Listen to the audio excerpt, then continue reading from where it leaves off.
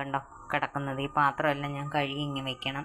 കുറേ പാത്രം കൊണ്ട് അടിക്കുക കേട്ടോ. അന്നേരം ചോദിക്കും 2 പേരേ ഉള്ളോ 3 പേരേ ഉള്ളെങ്കിൽ പാത്രം ഇവിടുന്ന വരുന്നതെന്ന്.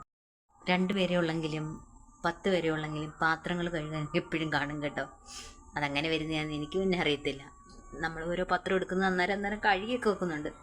പിന്നെ ഈ വയ്യാഴികയുള്ള സമയത്ത് നമ്മളവിടെ വയ്ക്കും, പിന്നെ കഴുകാം. എന്നെപ്പോലുള്ള ആരെങ്കിലും ഉണ്ടെങ്കിൽ ഒന്ന് പറയണേ. അപ്പം നമുക്ക് പാത്രമൊക്കെ ഒന്ന് കഴുകി സെറ്റാക്കിയിട്ട് എൻ്റെ അടുക്കള നിങ്ങൾക്ക് ഞാൻ കാണിച്ചു തരാം കേട്ടോ. അടുക്കളയൊക്കെ ഒരുവിധം വൃത്തിയാക്കിയിട്ടിട്ടുണ്ട് കേട്ടോ. ഇനി ഇത് കുറച്ച് എന്താ പറയുക വേസ്റ്റ് ഉണ്ട്, അത് രാവിലെ കളയത്തുള്ളൂ കേട്ടോ. രാത്രി കൊണ്ടുപോകത്തില്ല, രാത്രി പേടിയാണ്. പിന്നെ ഗ്യാസിൽ കുറച്ച് ചൂടുവെള്ളം വെച്ചിട്ടുണ്ട്.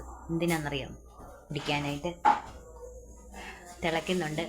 ഫിൽറ്റർ ഉണ്ടെങ്കിലും നമ്മൾ പച്ചവെള്ളം കുടിക്കത്തില്ല, തിളപ്പിച്ച് മാത്രമേ വെള്ളം കുടിക്കൂ. കഴുത്തിൻ്റെ ഒരു സൈഡ് താഴോട്ട് വേദനയാണ് കുട്ടികളെ. അതുകൊണ്ട് എന്താ പറയുക, സർജറിക്ക് ശേഷം വന്ന കഴുത്ത് വേദനയാണ് കേട്ടോ. അതിന് മുന്നേ ഉണ്ട്, സർജറിക്ക് ശേഷമെന്ന് പറയാനും പറ്റില്ല. അപ്പം ഇതൊക്കെയാണ് എൻ്റെ ജോലി വൈകുന്നേരത്തെ. ഇനിയും വൈകിട്ടത്തെ ഫുഡ് കൂടെ കാണിച്ചു തരാം.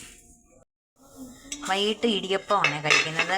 എന്നുവെച്ചാൽ രാവിലെ ഉണ്ടാക്കിയ ഇടിയപ്പവും പിന്നെ നമ്മുടെ മുട്ടക്കറി. അപ്പം അമ്പലത്തിൻ്റെ സപ്താഹമൊക്കെ തുടങ്ങിക്കഴിഞ്ഞപ്പോഴത്തേക്കിനും നമുക്ക് എന്താ പറയുക, അവിടുന്ന് ഫുഡ് കിട്ടുമല്ലോ. അപ്പം നമ്മൾ വീട്ടിൽ വെച്ച് നമ്മൾ വലിയ ആളായി കളിക്കേണ്ട കാര്യമില്ല. കോഴിക്ക് മാത്രം ചോറ് വെക്കും. ആ ചോറ് കോഴിക്ക് വെക്കുന്നില്ല കേട്ടോ, നമുക്കും വേണമെങ്കിൽ കഴിക്കാമല്ലോ, കളയാൻ പറ്റത്തില്ല. ഇതിൽ ഞാൻ ജീരകം ഇടുന്നത്, വെള്ളം തിളപ്പിക്കുന്ന വെള്ളത്തിൽ കേട്ടോ. ജീരകവെള്ളം കുടിച്ച് കഴിഞ്ഞാൽ നല്ലതാണ്. അപ്പോൾ അടുത്ത് കാണിച്ചു തരാം. ഇവിടെ ഒരുവിധം ഒന്ന് ക്ലീൻ ആക്കിയിട്ടുണ്ട് കേട്ടോ. ഒരുവിധം ഒന്ന് ക്ലീൻ ആക്കി പാത്രമൊക്കെ അവിടെ കൊണ്ടുവന്ന് കുറച്ച് അടുക്കി വെച്ച്. അപ്പോൾ ഇനി വൈകിട്ടത്തേക്കിന് എന്താ പറയുക, കുറച്ച് എന്താ പറയുക ചോറും കൂടി ഇരിപ്പുണ്ട്. ഇതാണ്ടോ. അപ്പം എന്താ ഇത്രേ ഉള്ളൂ. അപ്പം എൻ്റെ വീഡിയോ ഇഷ്ടപ്പെടുന്നുണ്ടെങ്കിൽ നിങ്ങൾ തീർച്ചയായിട്ടും ലൈക്കും ഷെയറും സബ്സ്ക്രൈബും ചെയ്യണം കൂട്ടുകാരെ.